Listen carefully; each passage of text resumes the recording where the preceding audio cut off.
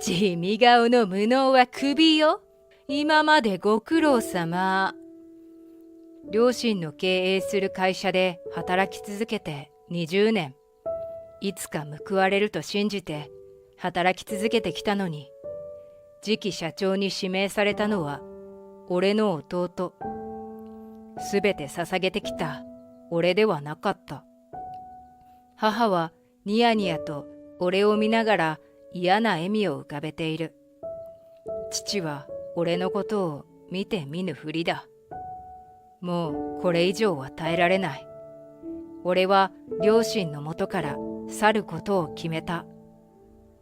しかし半年後、お願い、助けて。母から数百件の着信があり、出てみると電話の向こうから悲痛な叫び声が聞こえた。俺の家は祖父の代から続く町工場を経営している。大きな機械を動かすための小さな部品を作っている工場だ。祖父の代の商品はとても品質が良く、大手企業だけでなく海外からも受注が殺到していた。かなり儲けていてお金もあったはずなのだが、祖母の方針で我が家は質素倹約に努めていた。お金があるからって油断していると足元をすくわれるからね。うちはこのくらいの暮らしで十分だよ。祖父の会社は最初から順風満帆というわけではなく、昔はかなり苦労したらしい。どうやらその時の経験が祖母をしっかり者にしたようだ。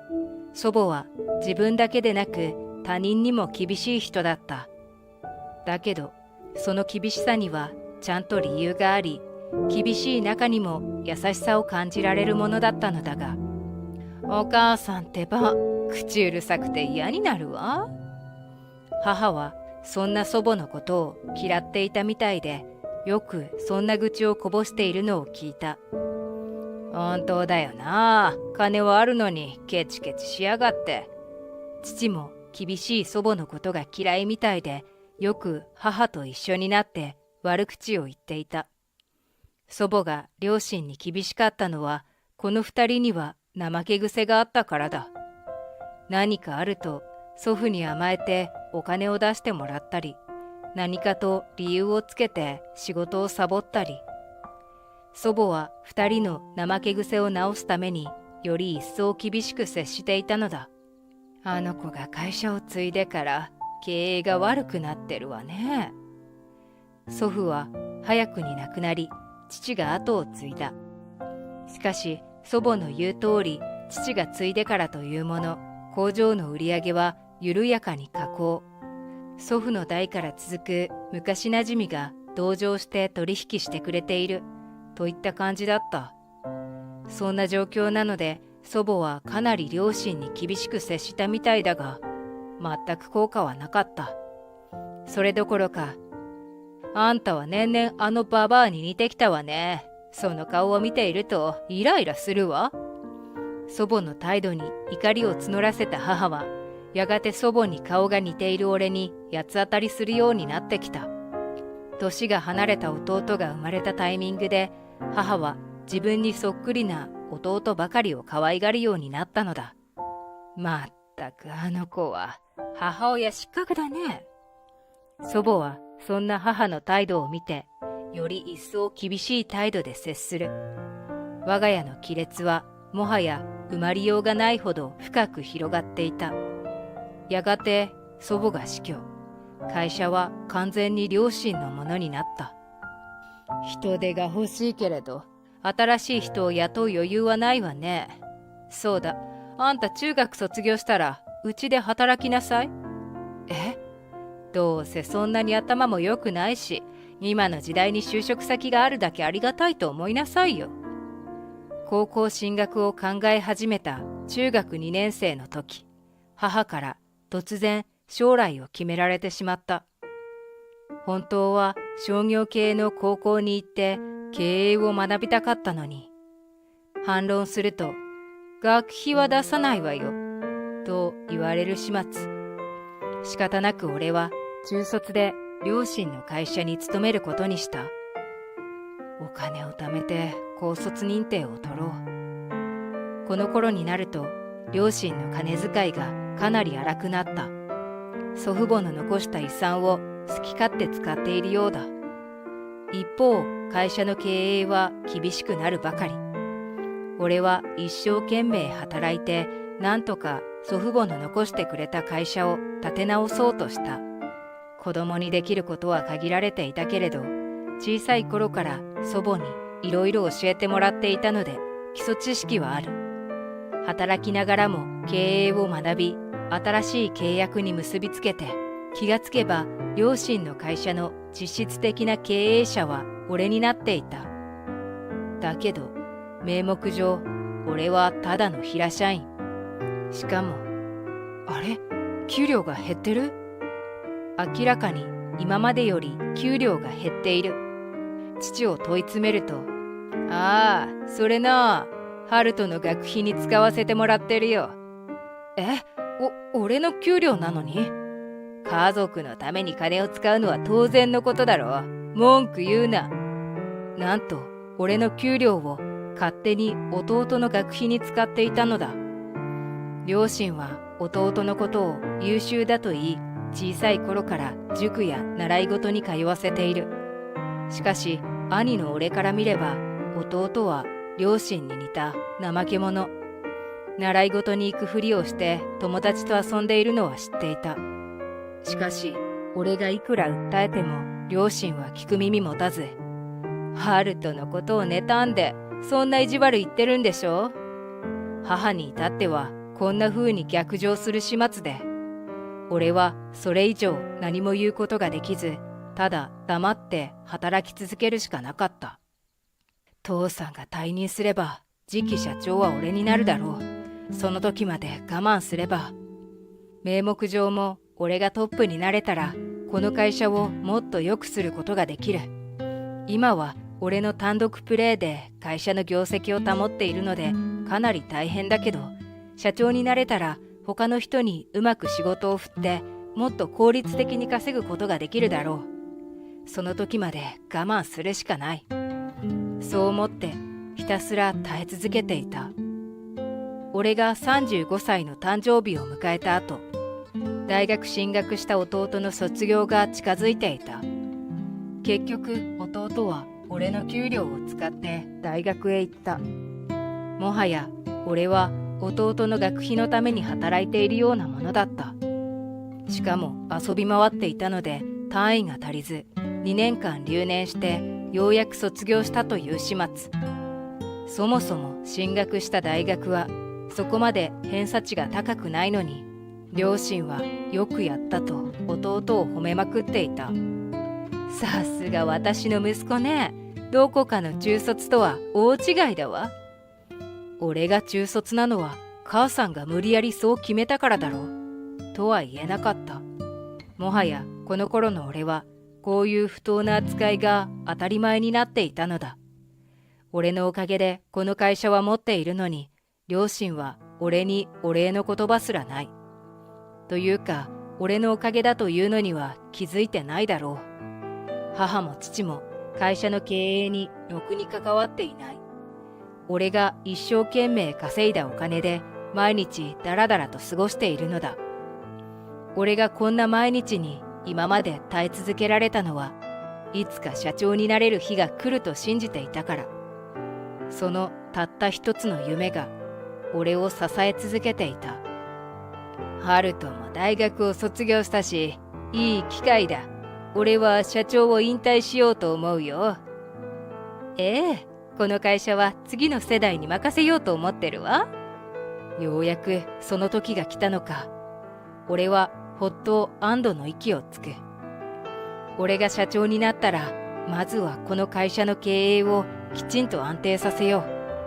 今はほぼ俺のワンマンで回っているので、まずは業務の分散化をして、そうなると新しく社員を採用しなければ。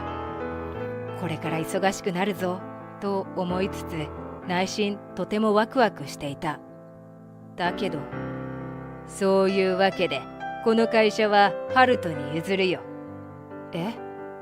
大学出身で頭のいいハルトならこの会社をもっとよくできるわよね。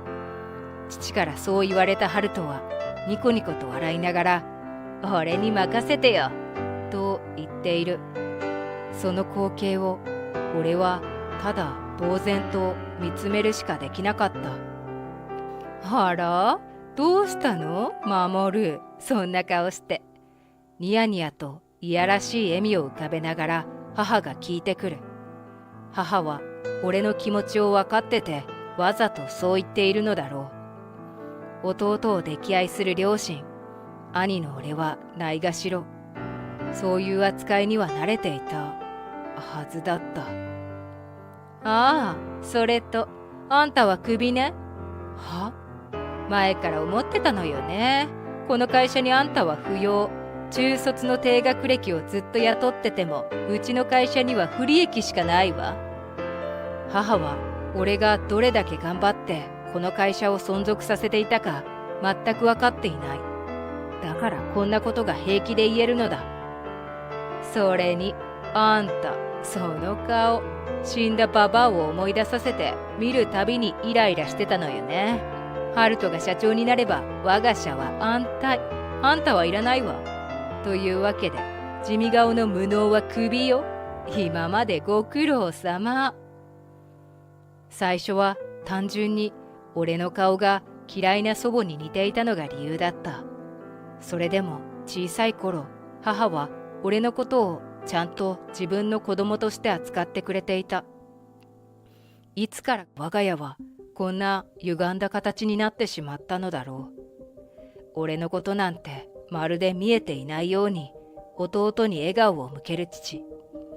次期社長に任命されて心底嬉しそうな弟。俺をわざと傷つけて楽しんでいる母。家族に搾取され続け呆然と突っ立っている俺。もうこれ以上ここにいたくない。ふとそんな考えが脳裏によぎり、気づいたら俺はその場で辞表を書いて両親に突きつけていた。今までお世話になりました。家族の縁も切ります。冠婚葬祭には呼ばないでください。では。口早にそう告げると、家に戻りさっさと荷物をまとめる。俺の私物はカバン一つで収まる程度の量だったので、荷造りはすぐに済んだ。そして何の未練もなく実家と会社を後にする。家族は俺を見送ることもなかった。それから半年後、俺はとある会社に転職していた。実は前の会社で馴染みの取引先からずっとうちに来ないかと誘われていたのだ。社長の上田さんは俺があの会社を辞めたと聞き、すぐに俺のところへやってきてくれた。今まで大変だったなあ。よければこれからはうちでその力を振るってくれないか。上田さんの提案に俺はすぐさまうなずいて返した。彼の会社は小規模ながらも経営は上向き。社内の雰囲気もとても良くて、社員はみんな優しくて頼りがいのある人ばかりだ。一人一人がこの会社のために一丸となって働いている。誰かと協力して働くことがこんなにもいいものだとは。俺を拾ってくれた上田さんに報いるために、俺はこの会社で一生懸命働いていた。そんなある日のこと。その日は長時間の会議があって、ようやく自分のデスクに戻れたのは午後3時のことだった。やれやれ、ようやく終わった。そして何気なく机に置かれたスマホを見ると、着信が200件。見たことのない数字に驚き、慌てて通話アプリを立ち上げる。するとそこには母からの通知が大量に入っていた。なんなんだよ。眉を寄せながら母に折り返しの電話をする。両親の元を去って以来初めての連絡だ。ようやくつながったわね。お願い、助けて。久しぶりだというのに、母は挨拶もなく突然そう叫んだ。俺は驚きながらも事情を聞く。何なの一体。落ち着いて。何があったか話してくれないとわけわかんないんだけど。うちの会社が潰れそうなのよ。はあ。正直、俺が去ったならそうなるだろうなとは予想していた。しかし、ここまで早くそうなるとは思っていなかった。母に何があったのか詳しく聞くと、取引先が全部別の会社に乗り換えたのよ。ああ、それか。それなら、俺が今勤めている会社と取引してるよ。は？俺がこの会社に移ったと聞いた取引先は、すぐさま俺のところに新規取引の話を持ちかけてきた。取引先は前の会社と契約していたのではなく、俺を信用して契約してくれていたのだ。しかし、それだけですぐさま会社が危機に陥ることはないだろう。それが、ハルトは何も仕事してくれなくて、残ってた社員もほぼ全員辞めちゃうし。その言葉を聞いて、俺は思わず盛大なため息をついてしまった。あの弟がちゃんと社長業をするなんて無理だろう。弟は両親に似て怠け者だ。そもそも弟はあの日突然社長に任命されたのだ。何も仕事をしてくれないというか、何をしたらいいかわからない状態なのだろう。両親もまともに仕事をしていなかった。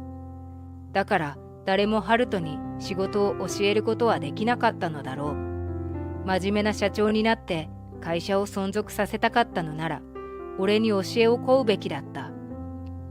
そんなグダグダの会社に社員がいつまでも残ってくれるわけがない。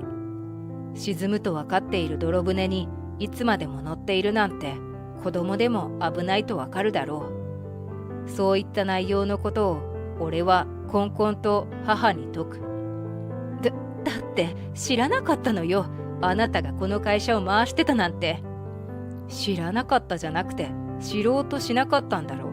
全部母さんたちの自業自得だよ。そんな、家族になんてこと言うのよ。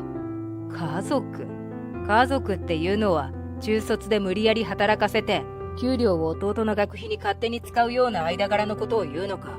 そんな家族はお断りだね。というか、それって家族じゃなくてただの搾取だろ。俺がここまで母に言い返すのは初めてのことだ。母も予想外だったのか、電話の向こうで息を飲む音が聞こえる。あの家にいた時、俺は両親から洗脳されていたと思う。こういう扱いは当たり前。そう思い込むことで自分の不遇を飲み込み、なんとか生きてきたのだ。しかし、この会社に来て、上田社長や優しい社員のみんなと接して、ようやく洗脳が解けた。俺は自分のために生きていいんだ。今まで生きてきて、初めてそう思うことができたのだ。今までのことを怒ってるのなら謝るから。ね、私たち家族でしょ？許してくれるわよね。この後に及んで母はまだそんな甘いことを言う。許してくれるわよね。だって、そんなの決まってるじゃないか。許すわけないだろ。俺の人生を奪ってきておいて、よくもまあ、そんなことを平気で言えるな。どういう神経してるんだ。家族だからというのは免罪符にならない。家族だろうと何だろうと、許せないものは許せない。無理に我慢する必要はないんだ。俺はこの会社でそれを学んだ。会社が潰れようが、あんたたちが路頭に迷おうが、俺には何の関係もない。そんなこと言わないで。そうだ、あなたが戻ってきてくれたら社長にしてあげる。どう？いい条件でしょ？あなた、社長になりたかったんでしょ？俺が社長になりたがっていたのを知っていて、母は弟を俺の目の前で社長に任命したのか。余計に許せない。大金積まれても戻りたくないね。お前らに搾取されるのは二度とごめんだ。せいぜい会社を潰さないように頑張れば。じゃ、二度と連絡してくるなよ。電話の向こうで母の悲痛な悲鳴が聞こえる。それに構わず、俺は電話を切った。その後、両親の会社は結局倒産した。最後はひどいもので、両親はお互いのせいだと責任のなすりつけ合い、弟はあんたたちのせいだと両親を罵ったそうだ。俺からしてみれば全員の責任なんだけどな。多額の借金を背負った実家は会社や家、車など資材をほぼすべて売却。それでも借金返済はできなかったみたいだ。現在はボロボロのアパートで3人身を寄せ合って暮らしているらしい。貧乏暮らしでその日の生活もままならず、アパートの部屋からはお互いを罵り合う声が絶えず聞こえてくるとか。一方俺は今の会社で一生懸命働きながら自由を満喫中だ。だいぶ遅くなってしまったけれど、ここから俺の人生が始まる。これからどうやって生きていこうと考える毎日はとても楽しくて充実しているよ。